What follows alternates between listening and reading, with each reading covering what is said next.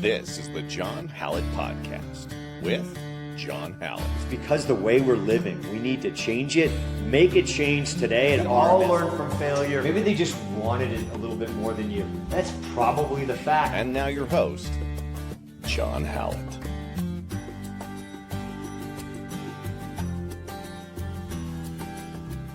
Hey everybody, welcome back to the John Hallett Podcast. Today we're talking about the law of self-defense. We're going to jump right into it, but first, hey, don't forget you can sponsor or help the podcast out tremendously by going to suckless.co for all your performance supplements. That's our brand of supplements because we were tired of supplements that sucked. And as always, you can get online training on our online portal, ClearSky.Training, and you can shop the store, shop.rmsdf.com, buy a t-shirt, get a Suck Less, spread the word. You guys need to get out there and train. And now we're talking about the real hard fight, the law. How's it going, guys? I'm joined with Charles and Derek today. You guys want to give a quick intro? Sure. Yeah, absolutely. I am the one and only for all the students that listen to this. The one and only Derek Porter, student now here at RMSDF for a little over 3 years, brown belt, and I think that's enough. People that listen know me. Maybe not. Give them a little bit of your... Okay. All right. So 20 plus years in the security industry.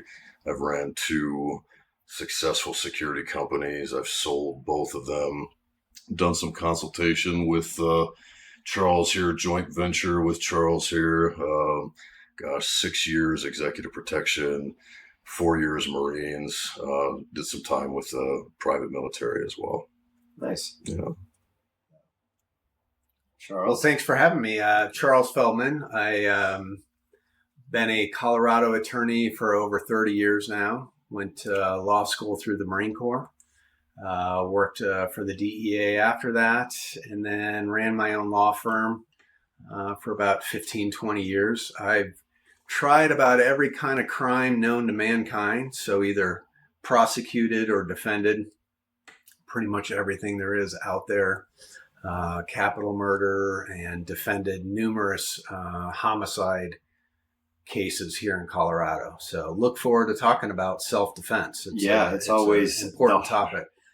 The hard aspect, and it's something we've been really trying to focus on the last couple of years of being on the right side. We always say we don't want to become the bad guy, but we've been really trying to up the ante on that with our students and seeing them sometimes be just too aggressive and going, hey, now you might be becoming the bad guy here. You had reasonable means of retreat.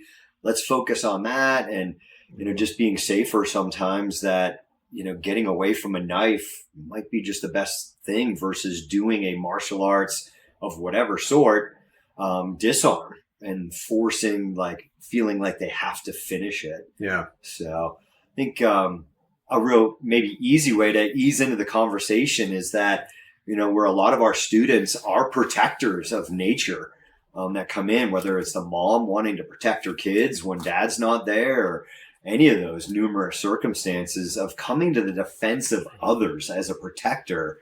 What are some of the risks of me jumping into something where, a guy is maybe beating up another guy? It's not even the damsel in distress. It's looking like this guy's getting beaten up and I engage into this fight. Yeah, self-defense in Colorado is actually a very, I think, workable law. Colorado is a very common law-based state. So every state has its own set of rules and its own set of ideas for how that culture runs. But Colorado, being a Western state, I think is generally a very enlightened, conservative mindset towards self-defense. So before we kind of jump to defending another, you really got to analyze. It's the same analysis for you to defend someone else as it is to defend yourself. So whatever the law is going to look at, it's going to apply that same standard of whether you could have applied to yourself if you're going to, step in to help someone else. So when you think of self-defense, Derek and I have kind of joked and talked about this, but ultimately you're in front of a jury. A jury is going to be deciding whether that was a reasonable action on your part, or unreasonable. And so it really kind of comes down to what we would describe as an objective standard. It's not going to be how you felt. It's going to be, in Colorado, this sort of reasonable man standard is what the law calls it. And so always, I would say, when I'm talking about self-defense, think of a jury of 12. How are they going to analyze what you did, the decisions that you made? Your decisions don't have to be perfect. They don't even have to be right. There's no Monday morning quarterbacking to think, oh, I thought there was a weapon, it turned out not to be. It's not that kind of standard. It's really, in that moment, in that situation, did you make a reasonable decision? And so that's how I would apply everything that we talk about with self-defense. Was it reasonable? Yeah. And as long as you can walk away from that saying, I did what was reasonable, my conduct, the amount of force that I applied, what I did or didn't do, if a jury feels that's reasonable, you get the defense of self-defense. You're going to be found not guilty of anything the state would try to bring against you. The other aspect to that is you can only use an amount of force, again, that's reasonable. So you're only going to be able to allow yourself to apply an amount of force that is coming against you. So reciprocating. Reciprocating, yeah. So it's that reasonable standard, an equivalent standard. Yeah. And so as you're jumping into defending others, you absolutely have the right to defend others. And in fact, the law wants you to defend others. That's part of being a citizen. Yeah. So we're not going to punish you because you did the right thing as a citizen. Yeah. Now, what about this? This makes me think of, a lot of times in grappling based BJJ, wrestling, but mainly the argument against like a striking art. And I wouldn't even say Krav Maga is an art, but a self-defense system that has stand-up striking, because we're not just stand-up, but the argument always with those martial arts are you can't regulate your punch. You don't know how hard you're hitting that guy. Now I can regulate a choke easier than I can regulate a punch. But you're saying reasonable.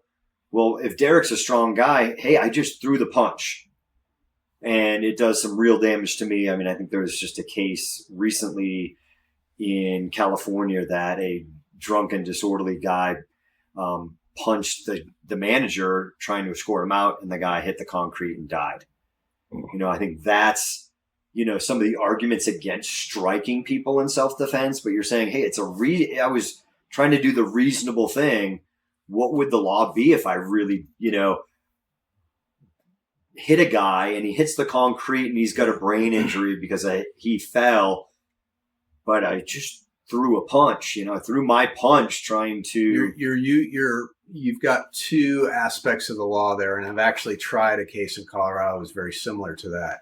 But number one is you have to use a degree of force. You're allowed to use a degree of force equivalent to the threat that you're facing. So that's the first thing you got to think. And, the classic is someone is on the street giving you shit. You're not allowed, reasonable, to pull out your gun and shoot them. Yep. That's not an equivalent amount of force. So that's kind of an easy dynamic to analyze. Again, 12 people on a jury are not going to find that was a reasonable to protect yourself or another. When you're talking about consequences that happen after you apply self-defense, and I tried that. I represented a client who got into a fight in the middle of a crosswalk, threw one punch, happened to be the lucky one who connected on his punch, and knocked the guy out cold, fell back, cracked his head, and died. So it was a murder trial. The law will say, yes, you have to reasonably anticipate. You're responsible for what you could reasonably foresee. And so that really, again, becomes another question for the jury. Could you anticipate that someone was going to crack their head on the pavement or not? What was the outcome of that trial? The outcome was a hung jury on that particular aspect. And again, a lot of factors go into how reasonable that was, because they both came from the street corner and met in the middle of the street. And so you get into who's the initial aggressor. Yeah, like was it mutual combat? Mutual combat. Who started it? Were you really defending yourself, or were you instigating? Again, it can be very complicated and a very fluid situation. And then the fall to the concrete, and it sucks that the guy died. It's like unforeseen circumstances. Yeah. Like, right. Well, of course that probably wasn't the intention of the guy that threw the punch. Right. I mean, even if it was unarmed, I get attacked, guy throws a giant haymaker at me, I defend and counterattack, and now he falls, the same scenario, and dies. Was that reasonable to... So you again brought up another point. You are not entitled to self-defense if you are the aggressor. So just remember that. There is a bright line in the law that says you're only going to get that defense, again, like you're saying, if you're attacked. But in a fight, as we all know, that can change. Someone can say, I'm done, and now you become the aggressor. Yep. You can now cross over to you're the bad guy, no longer the good guy defending yourself. Yeah, it's even that. We use it in the kids, and like the little boys will, let's go. I'm like, no, don't say that. Don't say that. Mm-hmm. Like, stay away from me. I don't want to fight you. I don't want to fight you. Not bring it on or any other kind of guy comment. Absolutely. Like you just agreed to fight that person. It didn't. Now it's no longer self-defense. Yeah. When you agree or go, let's go. You're going to put any of that stuff. So the aggressor, in a way, has control over the fight. In a way, in the sense that when the aggressor stops, you have to stop, or now you're breaking the law. Or now it's switching. Roles are switching. The roles have switched. Now the roles have switched. Yeah. Okay.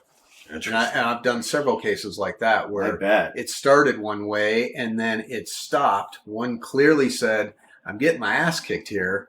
I'm done. And what started as self-defense has now become, oh no, I'm not done with you now. Now you've pissed me off. Yeah, people get upset. Now it's switched. Now you're the actual aggressor, and the person who started the fight is entitled to self-defense. Yeah. It makes me think of now, I could think of a bunch of scenarios, but right away, the attacker, I attack you, you overpower me, I'm on the ground, I want to evade, I'm done. I've told you I'm done. You beat me up. I want to evade, but now you're keeping me there. Like you're waiting, you've called the cops, you're waiting for the cops to come, right? The private person's arrest. Now I want to leave. Now the whole like, okay, can you keep me there? If I bolt and take off, can you pursue me? Can you stop me from there? I mean, I gave up and stopped. Now I'm afraid for my life as the bad guy that got beat up. Now can I get up and go? Like, what are you able to do legally now? Well, again, we're looking at a couple different aspects, but I don't think you're entitled to self-defense now if someone's trying to run away. They're clearly not a threat to you if they're trying to get away. You got to let them go. Well, now you're into another sort of you're kind of the good citizen. You're preventing someone else from getting away. That can be okay. Okay. But now the analysis is, what kind of force are you allowed to use to prevent someone from getting away? That's where you see a lot of liability, why managers are told, don't ever get physical with someone who's stealing from a store, because they don't want that kind of civil liability, all that liability that comes with who knows where that's going to go. Right. But if we're purely talking self-defense, if someone's trying to get away from you, you're probably not going to be getting a self-defense, analysis anymore, because they're not a threat. You don't even meet the first threshold there. And you're not a cop. You're not a cop. Yeah, you're not there to enforce the laws, right? Yeah, it's that whole, I don't know who was talking about it. It might have been you or Stan, of, detaining somebody as a citizen. Yeah. And it makes me think, there was a couple years back, I was driving here in Castle Rock, and this car almost went off the road. was on the other side of the road. Luckily, nobody was coming, and then a car passed. I'm like, I don't know if this person's okay. Obviously looked like a drunk driver, but then they stopped at a stoplight, and I was like, it turned green. I'm waiting to turn what's going on here? Like, this person's, obviously they've got to be drunk, or they're having some sort of episode. And I got out, and the girl was just at the wheel, just blank. I went in front of the car. I was like, hey, she got me, and I was like, hey, stop. Like, are you okay? Are you okay? And she was just out there. And when I jumped back into my Jeep, I called her license plate in and said to the dispatcher, I'm like, I tried to stop her for a second. She's going to kill somebody. I felt like she got lucky once because she was on the wrong side of the road.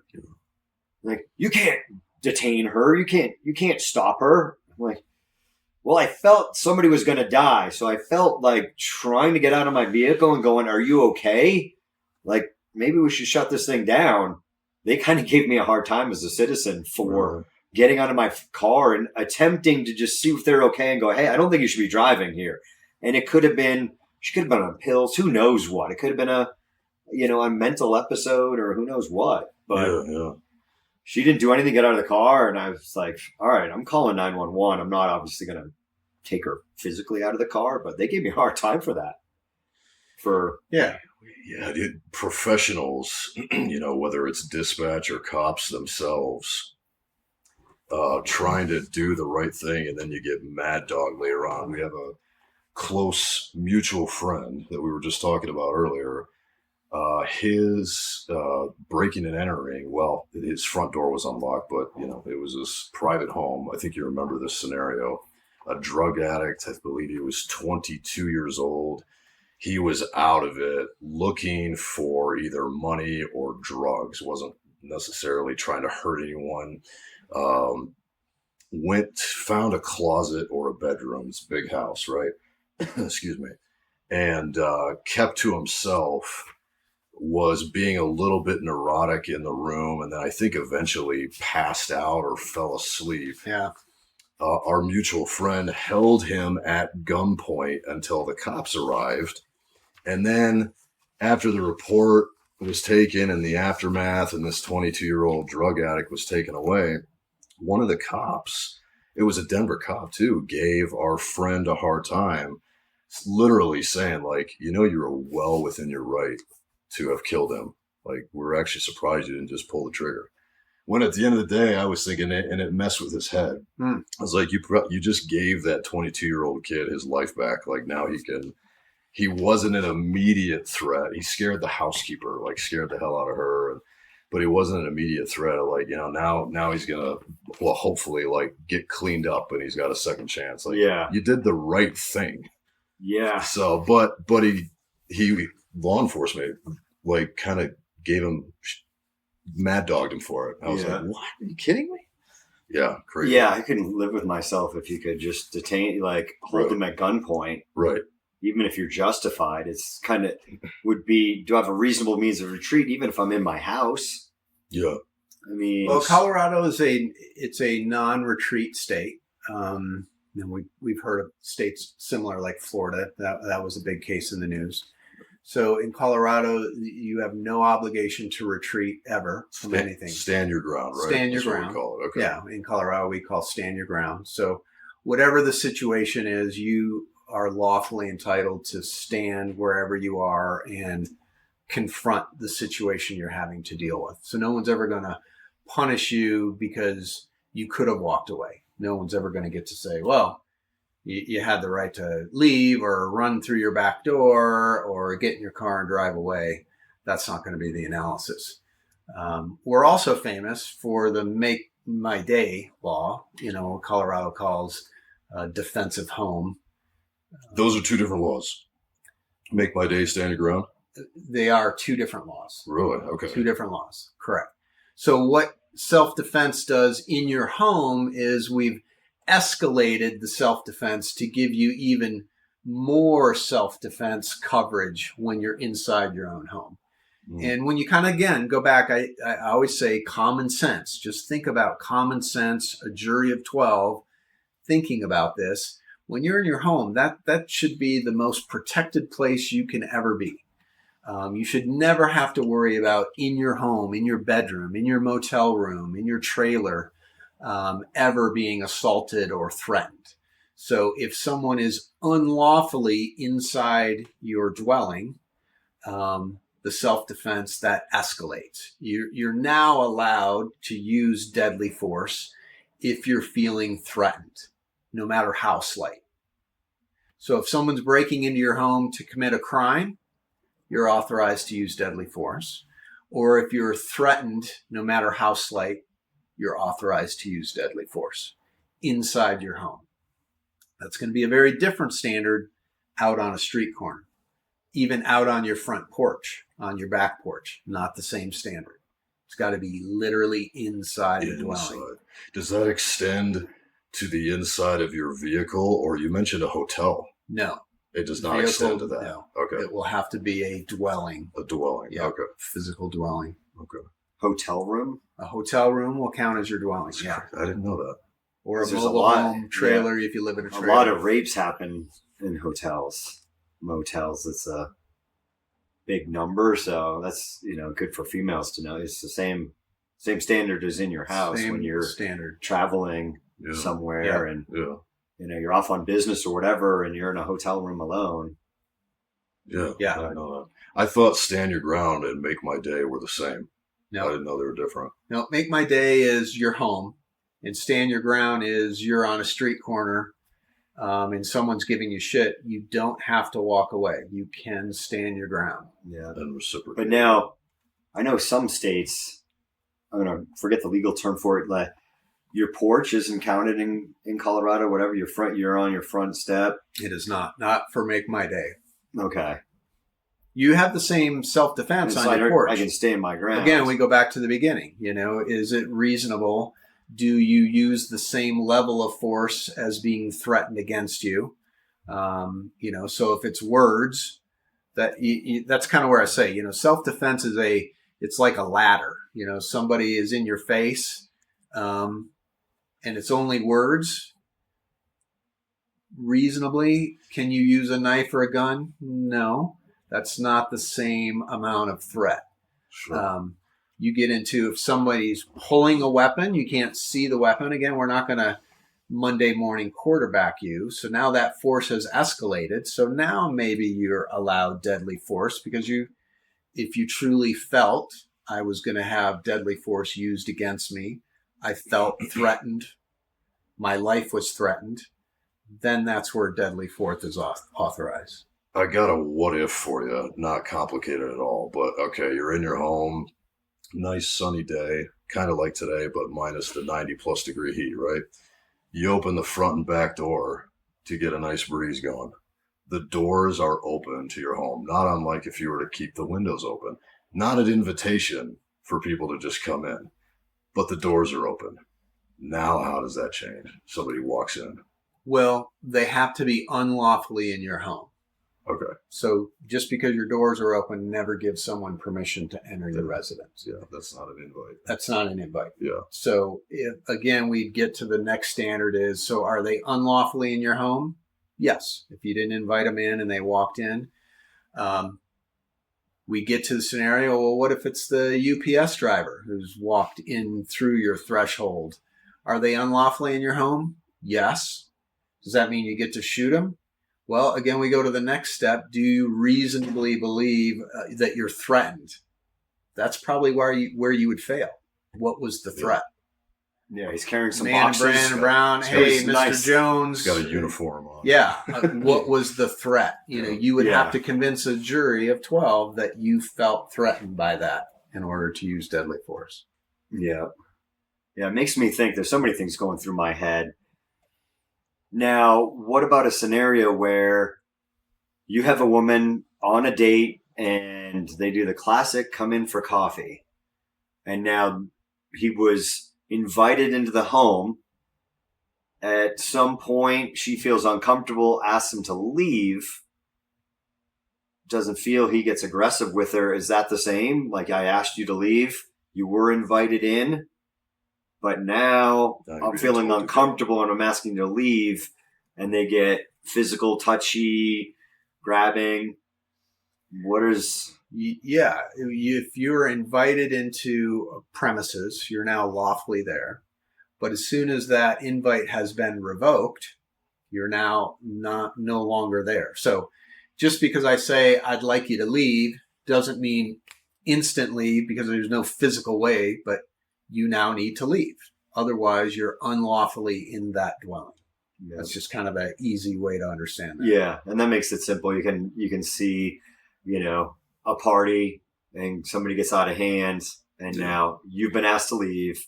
Yeah. But now... So that's good to know. You can revoke the invite and you can steer them like, okay, so now if they're not putting their jacket if they're on, not moving in that direction, right, you kind of clearly get... changed. Yeah, they're not leaving. They're now unlawfully in the presence. They're actually escalating. They're now being more confrontational. That's not someone who is exiting. Okay. That's good to know. Yeah. That's how you can see. Next time you get out of hand. As a lawyer, you'd be like, I have, withdrawn your lawfulness to be in my dwelling. Try that with your spouse. Hey, settle down. I'm uninviting you. I'm uninviting you here. That wouldn't work with my wife. That's good, because I can see a lot of people, or just for women and their safety and how, reasonably defending themselves is always a, hard line with a male being bigger and stronger for them. And when, at what point is always the tough one for them, of when can they access their firearm, or if they're carrying a knife or whatever it may be, when can they smash them with a Nalgene bottle because they're being overpowered and there was an improvised weapon in the environment. I always feel like that's tricky for men as well, but even for women. When you're already in a physical confrontation, the law is not going to nitpick that apart, in my experience.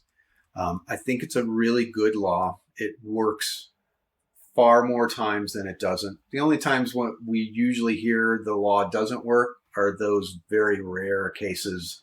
They're very unusual fact patterns. Most of the time when self-defense works, as it should, we never even hear about it. Yeah. The DAs dismiss those cases. They don't file those charges. And so if you're in a physical confrontation, you're already in self-defense mode. You're full entitled to what the law gives you to defend yourself, however that looks like. And as you guys know, as professional, close to professional athletes who teach this, that's a very fluid situation. A physical confrontation can go very quickly from a 1 to a 10. And being overpowered by a bigger, stronger person, and feeling they're justified to go to a weapon to defend themselves. Again, a jury's going to be like, was his reaction reasonable? When he says he felt in fear of his life, do the circumstances support that? Well, he was on the ground with the man's hands around his neck. Yeah, a reasonable person would fear for their life in that situation. That's why he used deadly force or escalated. Yeah. Or for a woman, like if it was, kind of a date rape scenario where the guy's getting handsy, he's trying to take off her pants, she's saying no, and she's being overpowered, and she believes she's going to be raped if she doesn't defend herself with a higher force option, because she couldn't get this guy off of her with strikes, and now she goes to a weapon there. Yeah, you would have no difficulty defending that. So rape is deadly force, without a doubt. Very, very quickly to that. Reciprocated deadly force, period. Yeah. Okay. I mean, you, again, put yourself in that situation. It's such an intimate assault. Again, that's going to be one of those that escalates so quickly. Yeah. I mean, the things happen so fast, even in scenarios that we do that seem slow to the person that was in the scenario. they don't feel it was slow, but the bystanders always seem like that was a pretty low intensity attack. It didn't seem, I mean, we'll get bad comments just doing slow work on YouTube of, you name it. I forget the last person got all offended. I'm like, don't read the comments on the video that you're in, because they're just going to say something mean. But, oh, they're slow. That looked like you were dancing or whatever. But when you're in that little altercation in the gym, it's happening. Those things happen so fast just in the gym versus, I always like it when they, put somebody in a scenario that was similar to, kind of the classic, let's put you in that scenario that the law enforcement officer was in. Are you shooting? And, the same person that said the officer was, shouldn't have been doing it, they get amped up and, they're doing the same exact thing the law enforcement officer was doing. They feared for their life, and it was happening so fast. Yeah. I think that's what a lot of people, outside of it that have no training kind of don't understand that, it looks all, you should be able to handle that. But a skilled person, I know pretty quickly that somebody's overpowering me. And you're like, I'm not in a good spot. This guy's freaking strong. Mess around with Derek. And I'm like, okay, I'm just going to wait for him to do something, get himself in a mistake, but he's freaking strong and overpowering me. I'm just in a safety position a lot of times, just waiting for him, waiting for my opportunity to counterattack him, because I can feel that he's going to overpower me no matter what I do. So I better just protect myself. And I think a lot of people don't realize that, and how being in that scenario, it's like you said, we're not going to armchair quarterback you, but everybody does in the NFL and go, oh my gosh, that guy's terrible. But it's such a different thing being on the field than in a scenario where you're having to make that call. I think you had kind of mentioned, you feel like they're going for a gun. What if it's a toy gun? You reasonably believed that it was a gun and you were in fear for your life, so they're not going to quarterback you on, well, it turned out it wasn't a real gun, but it certainly looked like he was going for a gun. Exactly. Even, back to your point, like, I'm overpowering you. You're simply not winning the fight. Now you're genuinely in fear of your life. You can't defuse it. I don't have weapons, but now you're to the point where you're deathly afraid. And he pulls a knife or a gun and uses it on me. I think, understandably justified. I absolutely could have taken it to a level where I could have killed him. So even if I'm unarmed, if it's got, it's getting out of hand. And that's where things, where the story, it's only a one-sided story because the other person's dead. Let's say you're alone in your home, like, this person was out of control. We fought for several minutes. I was losing. I grabbed a knife and sliced them open, and now they're gone. It's like, ultimately, you're afraid for your life. It keeps escalating. You can't defuse it. A jury should understand that. The DA should understand that, right? Yeah, absolutely. Yeah, absolutely. It doesn't have to be quite as complicated. It's really not a very complicated. It's a very old legal standard. It works very well. It makes a lot of sense. It's nothing anyone should be afraid of, as far as the law of self-defense. It's actually on your side. It empowers you. Colorado's a great state. It empowers you to stand your ground, to protect your home, to protect your family, to protect who's ever in the car with you, protect yourself. So it's a very functional defense. I think it works very well in my experience. Yeah. All the more reason to not get in a confrontation. Yeah. It's always avoid. So it would be, I'm a concealed carry holder for all our firearms guys and girls. I'm getting punched. I'm getting overwhelmed. There's no standard of, well, you got to take 10 punches. I'm getting overwhelmed. I'm getting hit 2, 3, 4 times. Am I justified to go to my firearm there?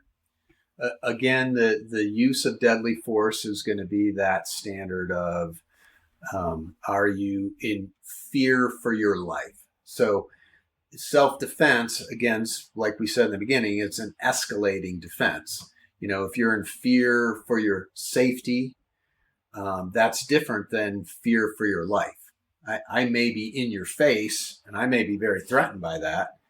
I don't know that I'm in fear for my life because you're talking smack to me. So at some point that escalates in your scenario to where hands are now on you. You're feeling strength. You're feeling what's the environment around you? Are there others?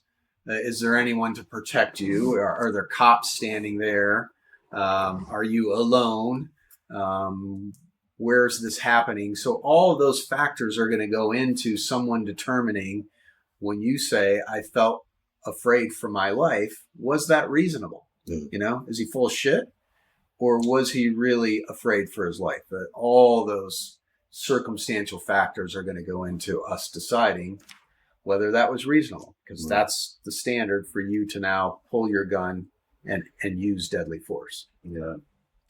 I know. You got something? Fast Marines, Fleet Anti-Terrorism Security Team, and then, of course, really the SOCOM community as a whole, more often than not, have to, I had to do this. You have to legitimately memorize the definition of deadly force, because in a lot of the scenarios they'll be put in, deadly force is going to be a factor. And obviously military combat scenarios are different, but there's some key words in that definition that definitely cross over the civilian world and touch exactly on what you were saying. And it's deadly force is that force which a person uses to cause death or serious bodily harm, or which a reasonable and prudent person, so in other words, a person sane and of sound mind, is considered likely to create a substantial risk of causing death or serious bodily harm. So the key words there being creating a substantial risk of causing death or serious bodily harm. They didn't actually execute with deadly force, but there was a substantial risk of it. No, that's spot on, and that's exactly crosses where, right over into the civilian world. Where Colorado would be. And I think for, more people like yourselves who are trained, who have skills, maybe versus the rest of the population who don't have those skills, you're probably going to be held to a higher standard because you do know moves and strikes and blows, like you just said, have the reasonable likelihood of causing death or serious bodily harm. Yeah, and that's exactly what I had just written down because I didn't want to lose my train of thought if we went sideways. I know a lot of students are concerned with that exact thing, that they're trained. I mean, there was a guy, a security guard, not too long ago in the news, and he was doing MMA.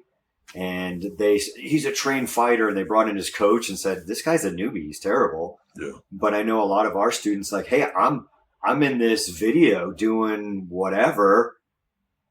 Is this going to be held against me?" I was like, "Well, you're trained. You're going to be held to a bit more standard than the untrained person. Yeah. Like, could you have gotten yourself out?" I think we had a situation in class the other day. I'm like, "Hey, could you have gotten away from that guy?" It got bad. It was a guy and a girl grappling, and she had him in a rear naked choke. She had his back, and she's attempting a rear naked choke. He overpowered her. But I was like, well, could you have gotten away there? Now, the trained person, and she went to her knife right after that because the guy overpowered her. I was like, did you have reason? Could you have gotten away from this guy? With that, like a scenario like that, where she's trained, she's shown enough skill to get a guy and take his back. She's on his back and got him around. She's got the choke half on, we'll say. Again, there's no duty to retreat. So there's no duty for her to get away.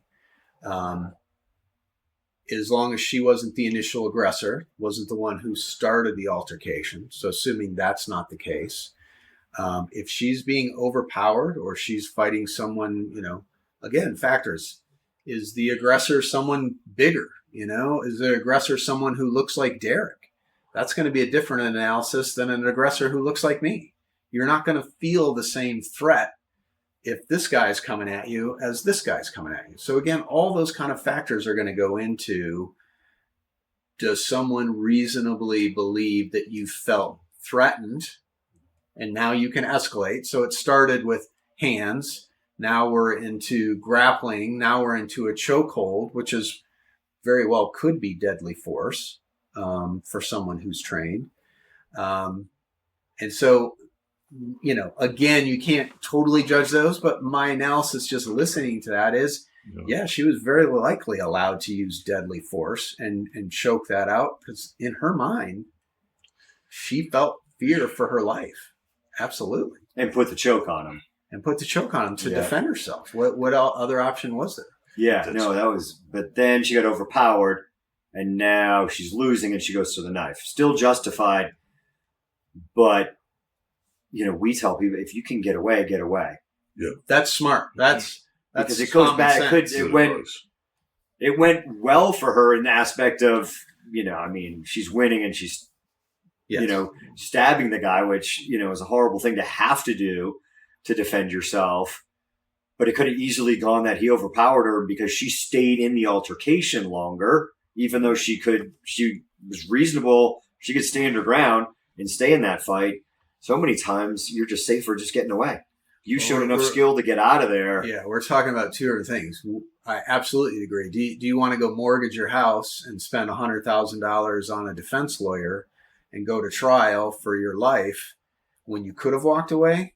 That's the smart decision. Yeah, walk That's away. What we try to. That's if why you can extricate yourself, do so. It is good to know, though, that you do not, to your exact words, you do not have a duty to retreat. So that's right. Good. That's just good to know. But great that the ethos of what you teach is if you can evade, get the hell out of there. Yeah, because that's just smart. Yeah, you have the self-defense fight. You have the criminal, right? And then you could face the civil, like that. The whole consequence of it. Yeah. And those other two, it's hard, I don't want to be ambushed and attacked. But now that's going on and affecting your life, even if you win. The amount of the mental strain of being really wrapped up like a year. How long do some of those things go? A year. Yeah, a year of your hundreds life. Of thousands of dollars. You're going to prison. Yeah, imagine that if you could have walked away. Yeah, you just swallow your pride. Gut yourself out of that. You were in that fight. Yes. I could have stayed my ground, but you know what? Here's an opportunity to make distance and get away. So couldn't agree with you. Now, if they pursue and have gotten a hold of you, what choice do you have now? Yeah. So we had that scenario that it was so like every scenario context dependent, but I get into a fight. Well, I don't get into a fight. I am attacked. I'm ambushed by a guy, or he starts mouthing off and I'm saying, hey, stay away. I don't want to fight. But now he engages me. I get the best of him. Maybe I get him on the ground. I'm holding him down. And this guy's got a gun on him. What should I do in that scenario where he hasn't made any attempt to go for his firearm? And as I say, he's got every right in the world to be carrying that firearm. I don't like that he got aggravated or whatever bad thing that this guy, alcohol, whatever it is, that he decided to throw punches at me. But he's got this gun even in a holster. It's not some guy carrying in his waistband like he looks like he might be a thug. This guy's, suburban guy, got a little drunk or, as I say, what if this dude's wife just left him? Who knows why this dude's angry and taking it out on you? What's the best course of action from a legal standpoint of this guy being armed and he attacked me and I've got the best of him? I think the opinions would be different for you as an instructor in sort of real life self-defense, and me as either a prosecutor or a or a defense attorney with someone on trial. So let me give you a prosecutor's analysis. If I wanted to prosecute you for that, my analysis would be, okay, you were entitled to self-defense. This guy put his hands on you. You're now allowed to, show the equivalent of hands on you. So you put your hands on him. You guys now are on the ground. You've controlled the situation. You've either subdued him because you're far superior. The guy didn't know who he was tangling with. The question I would have for you is, did you feel that your life was threatened? If he's face down on the ground, you've got him in whatever subdued hold where he can't move. Someone's just called 911 and you're waiting for the cops to show up, and you see there's a gun on his side. Did you feel threatened? Did your life feel threatened in that situation? If the answer is yes, you're allowed to use deadly force. If the answer is no, and I think a prosecutor would probably analyze you in that situation, is, did you really feel your life was threatened? Probably not. Yeah. And so it was unreasonable for you to take the gun out of his holster and shoot him in the back. That's probably not a reasonable. Yeah. Now flip that around. Say it's not you. Say it's me. I'm not trained in martial arts. I don't have those skills. This is happening very fast. And all of a sudden, as we're wrestling, I feel or just see there's a gun there. Fuck yeah, I'm scared for my life. I don't know where this is going. Now I realize this guy's got a gun. That's where he's going next. And I shoot him.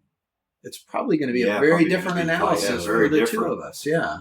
As to whether that was reasonable or not. Context and articulation. So context driven. In the all the facts. Is going to matter. Yeah. Two people out by themselves, no one around, versus a crowd around you of all your homies or all my homies, or here the cops are rolling up, and like all those facts will be an analysis of, were your decisions reasonable? Were those actions reasonable? Yeah, because a lot of times when that happens in a class that we have our citizen defender class, and people are practicing carrying and not forgetting that they have a firearm on. If you're out there carrying, we see people forget that they have their firearm. It's super easy to do.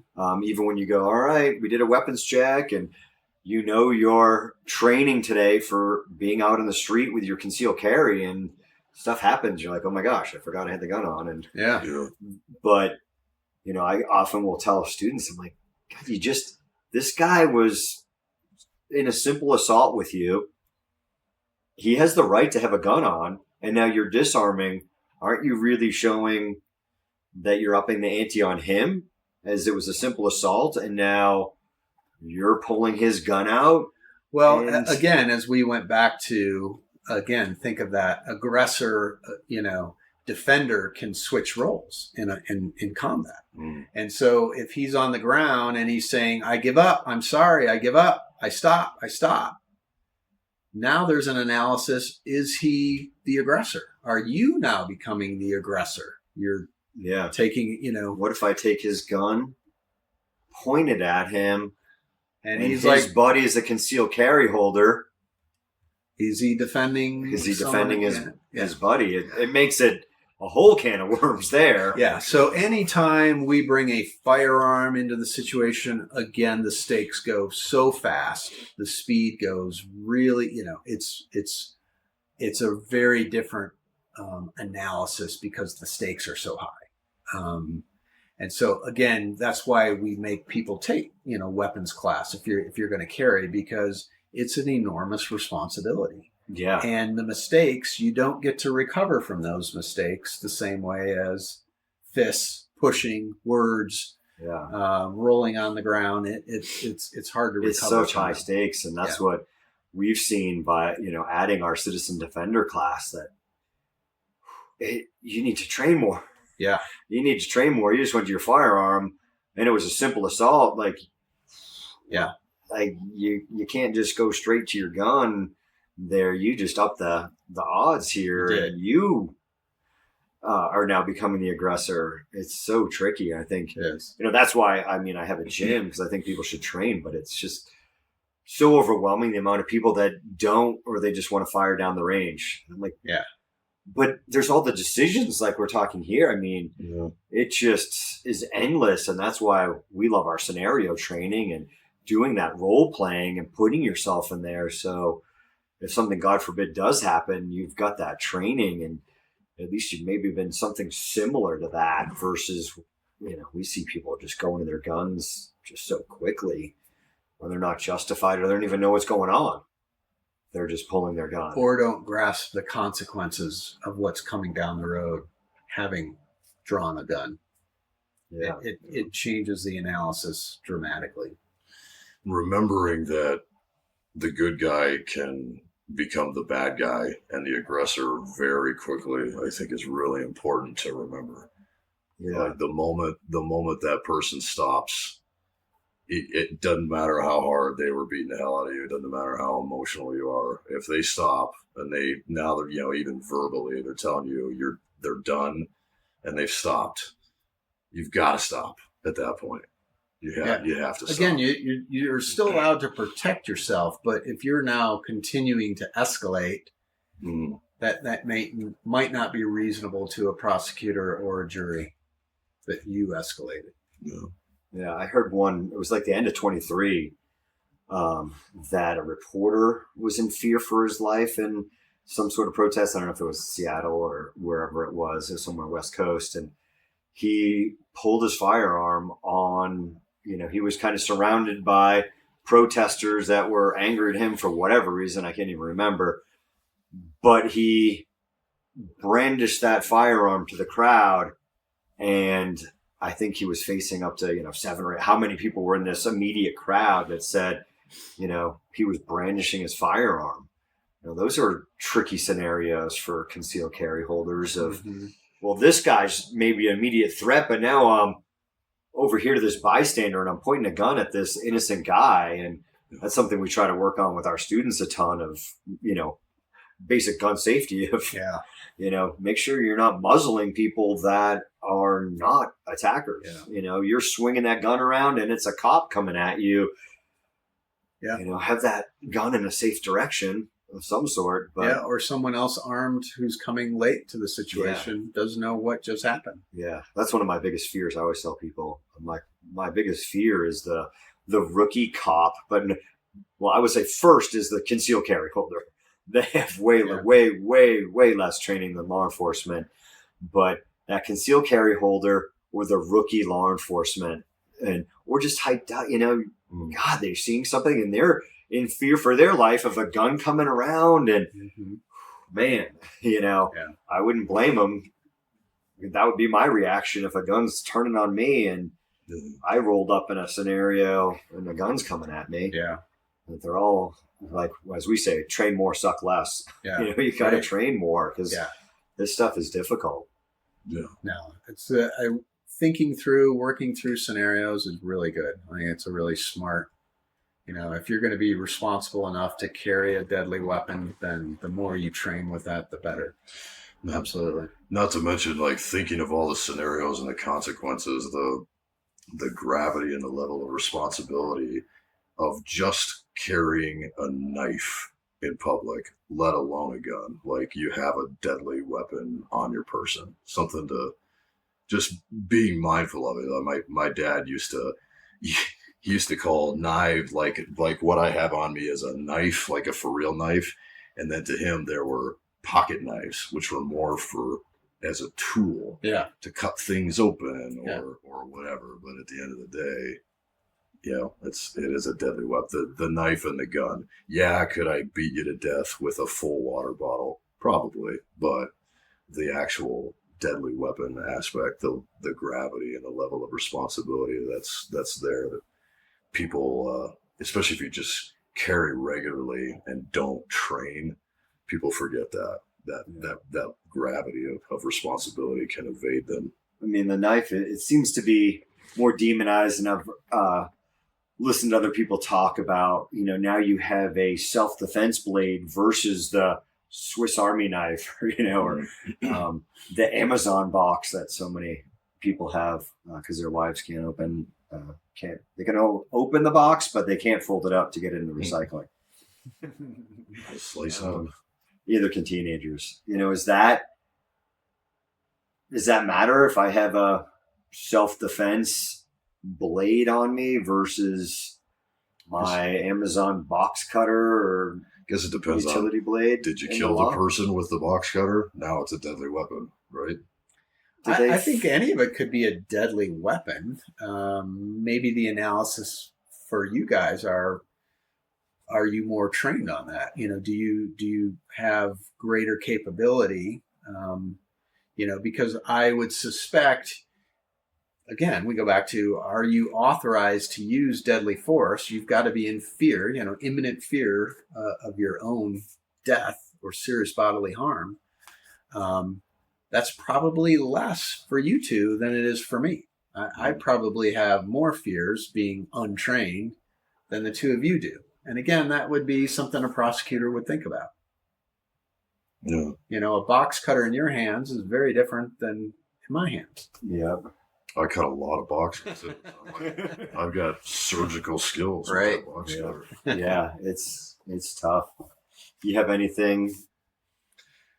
No, I thought those were good. I know it's really dragging out. I feel like I could. Well, time flies. Yeah, I could that's talk always for days the about this stuff. The thing where I have a friend that I've been still trying to get on the podcast. He's like, "What are we going to talk about?"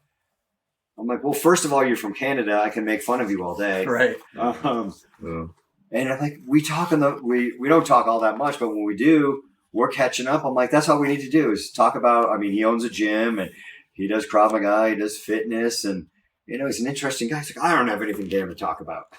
Yeah. I'm like, you'll get on there and you won't even know, and time flies. So I was just gonna say, I'm gonna start thinking differently when in our scenarios with the bad guy that's armed, let's say with a knife, because I can't tell you how many times this has happened to me. And so I'm the bad guy, I've got the knife, and they've overpowered me in training. Drop the knife. I dropped it 10 punches ago, and they're still beating away. Yeah. Like, you got to stop. What if that last punch gives me brain damage and kills me? Like, things have changed. Yeah. What if there's a silent witness, a camera, or other people see it go down? Like, that person stopped and dropped that weapon. Like, now it's going to make me think differently. Everything's getting recorded on a phone somewhere. Yeah, so, I know that. Everything is going to get You're being recorded. Yeah, I've in the last couple of years taken and trying to filter it into my training of going, get off me, I don't want to fight you. Get off me. Get off me. Get off me. I don't want to fight. Get off me. Be verbal. That's right. Get off me. Yes. Like, you're hurting me. I think the last piece of advice I would give to your listeners is, after the altercation, I think your conduct is also very relevant. What you do immediately after, it really shows people what was going on inside your head. So if you hop in your car and take off and leave, hide, that's looked differently than I was the first one who called 911. A little guilty.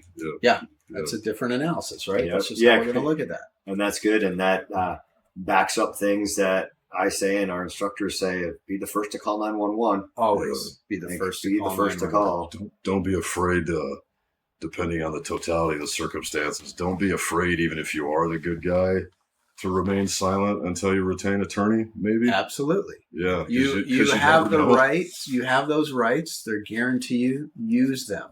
Yeah. There is nothing wrong or that will be held against you for saying, I want to talk to my attorney.